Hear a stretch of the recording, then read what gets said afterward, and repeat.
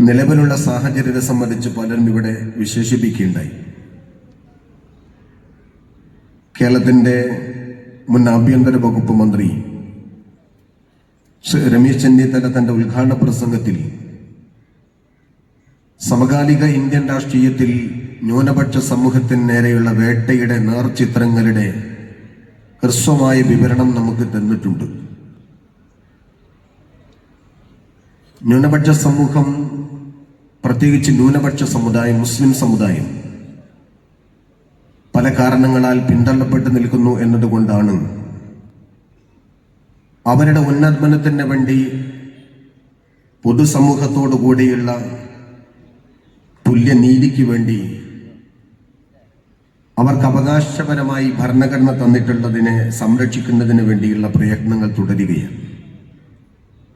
പക്ഷെ സംഘപരിവാർ ഗവൺമെന്റ് വർത്തമാനകാല രാഷ്ട്രീയത്തിൽ ന്യൂനപക്ഷം എന്ന തസ്തിക തന്നെ എടുത്തുമാറ്റി അവരുടെ അവകാശങ്ങളെ ഒന്നൊന്നായി ചിറകരിക്കുന്ന അവസ്ഥയാണ് നമ്മൾ കേട്ടുകൊണ്ടിരിക്കുന്നത്. കാശ്മീരിലെ സമൂഹത്തിന് ജനതയ്ക്ക് അവകാശപ്പെട്ടത് മുറിച്ചു മാറ്റിയതുപോലെ ഭരണഘടനാ അവകാശങ്ങൾ മുസ്ലിം ന്യൂനപക്ഷത്തിന് ഇന്ത്യയിലാകമാനമുള്ളത് എടുത്തു കളയാനുള്ള ശ്രമങ്ങളാണ് മോഡി സർക്കാർ ആസൂത്രിതമായി ചില നീക്കങ്ങൾ നടത്തുന്നത്. മുസ്ലിം ന്യൂനപക്ഷവും അതുപോലെ മറ്റു പിന്നോക്ക ജനവിഭാഗങ്ങളും സമൂഹത്തിന്റെ മുഖ്യധാരയിൽ നിലകൊള്ളണം എന്നതുകൊണ്ട് സോഷ്യലിസത്തെ ലക്ഷ്യം വെച്ചുകൊണ്ടാണ് ഭരണഘടനാ ശില്പികൾ ഭരണഘടനയിൽ ന്യൂനപക്ഷങ്ങൾക്ക് പ്രത്യേക ആനുകൂല്യങ്ങൾ പ്രഖ്യാപിച്ചത്. പിന്നോക്കം സാമുദായികപരമാകൻ എന്നതുകൊണ്ടാണ് സംവരണം സാമുദായികമായി വേണമെന്ന് ഭരണഘടന നിർദ്ദേശിക്കുന്നത്. സാമ്പത്തികമായിരിക്കണം സംവരണത്തിന്റെ മാനദണ്ഡം എന്ന് വാദിക്കുന്നവർ പിന്നോക്കത്തിന്റെ കാവടി എന്തേണ്ടി വന്നത് സാമുദായികമാണ് എന്ന് തിരിച്ചറിയാത്തവരല്ല. പക്ഷേ മുന്നോക്ക ജനവിഭാഗത്തിന്റെ ഇടൻ അജണ്ട നടപ്പാക്കുന്നതിന്റെ ഭാഗമായി കൊണ്ടാണ് പിന്നോക്ക സമൂഹത്തിന്റെ അവകാശങ്ങളെ കവർന്നെടുക്കുന്നതിന്റെ ഭാഗമായിട്ടാണ് സാമ്പത്തികമായിരിക്കണം സംവരണത്തിന്റെ മാനദണ്ഡം എന്ന് വാദിക്കുന്നത്. മുസ്ലിം ന്യൂനപക്ഷങ്ങൾ ഉൾപ്പെടെ നമ്മുടെ രാജ്യത്ത് ഒരുപാട് പിന്നോക്ക ജനവിഭാഗങ്ങൾ അടിസ്ഥാനപരമായ ജാതീയത കൊണ്ട് പിന്മുറക്കാരായ ആളുകൾ പൊറുതിമുട്ടിയ ഇന്നലകളുടെ ചരിത്രം നമുക്കറിയാം. ഞാൻ വിശദമായി അങ്ങോട്ട് കടക്കുന്നില്ല.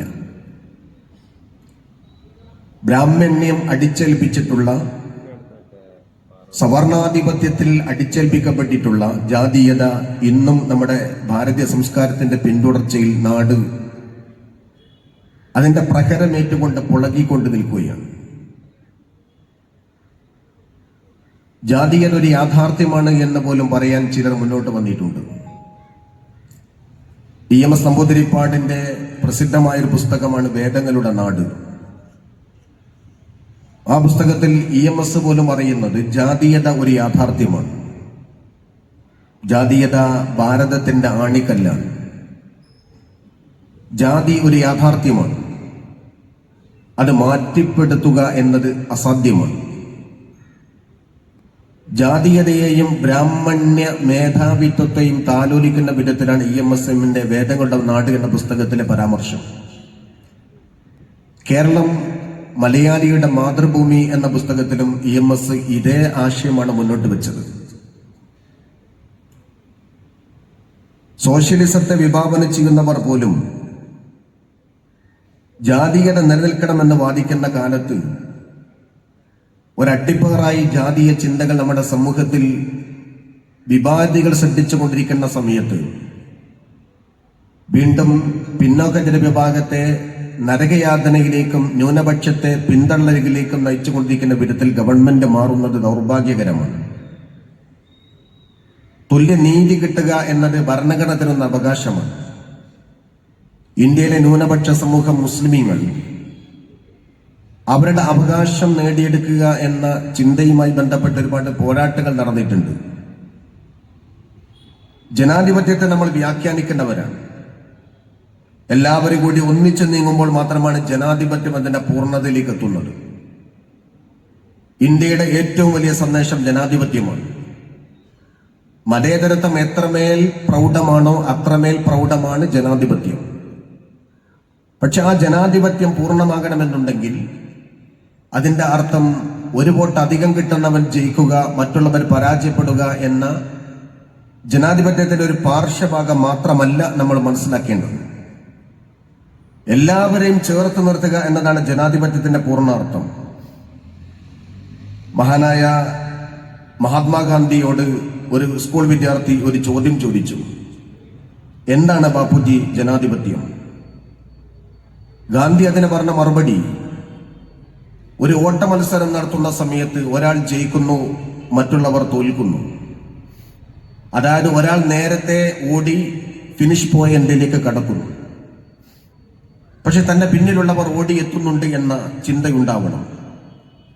ജയിക്കുന്നവൻ തന്റെ കൂടെ ഓടാൻ കുറച്ചാള് ഓടിത്തന്നു എന്ന ജയിക്കുന്നവന്റെ തിരിച്ചറിവാണ് ജനാധിപത്യം.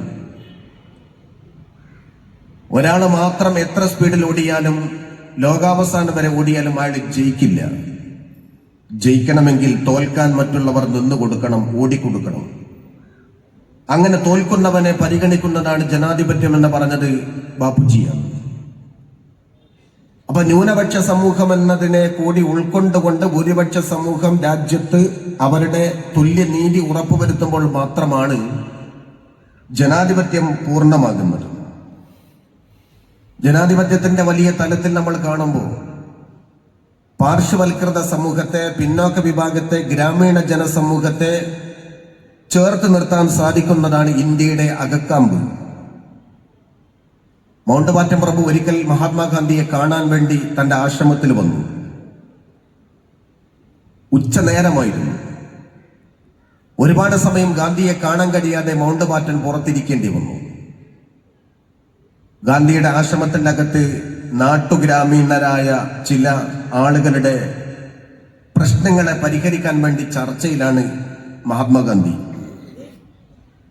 1.5 മണിക്കൂർ നേരം മൗണ്ട് ബാറ്റൻ പൊരിയുന്ന വെയിലത്ത് പുറത്തിരിക്കേണ്ടി വന്നു. ബാപ്പുജിയോട് പറഞ്ഞു, അങ്ങയെ കാണാൻ വേണ്ടി മൗണ്ട് ബാറ്റൻ പ്രഭു പുറത്തു വന്നിട്ടുണ്ട്. ഗാന്ധി പറഞ്ഞു, ഞാൻ ഇവരുടെ പ്രശ്നം പരിഹരിക്കട്ടെ.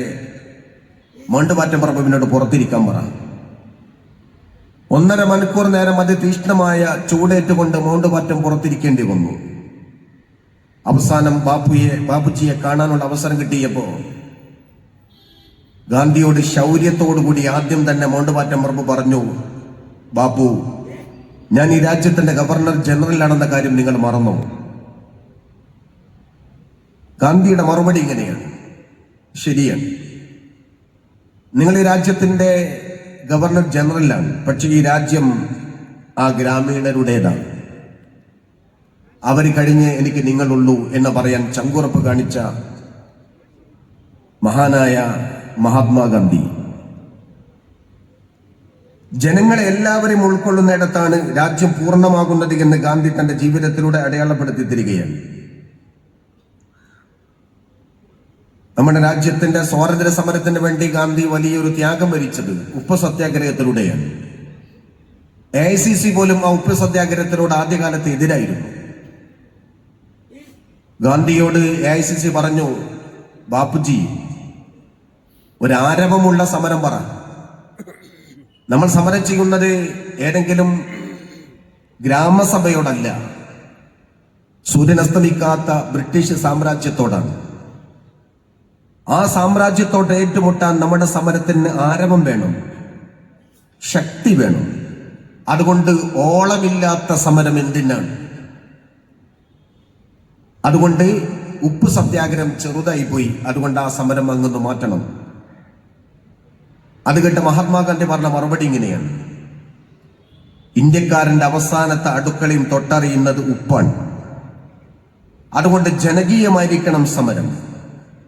അതിനാൽ എല്ലാവരെയും ഉൾക്കൊള്ളുന്ന സ്വാതന്ത്ര്യ സമരം വേണമെന്ന് പറഞ്ഞുകൊണ്ട് ഉപ്പ് സത്യാഗ്രഹത്തിൽ വാശി പിടിച്ചു മഹാനായ മഹാത്മാഗാന്ധി. രാജ്യം എല്ലാവരുടേതുമാണെന്ന ചിന്തയിൽ നിന്നുകൊണ്ടാണ് ചേർത്തുനിൽപ്പിന്റെയും തുല്യനീതിയുടെയും അവകാശത്തിന് വേണ്ടി മുസ്ലിം ന്യൂനപക്ഷത്തിന്റെ അവകാശങ്ങൾ, പിന്നാക്ക ജനവിഭാഗത്തിന്റെ അവകാശങ്ങൾ, അരികുവൽക്കരിക്കപ്പെട്ടവന്റെ സമുദ്ധാരണത്തിന്റെ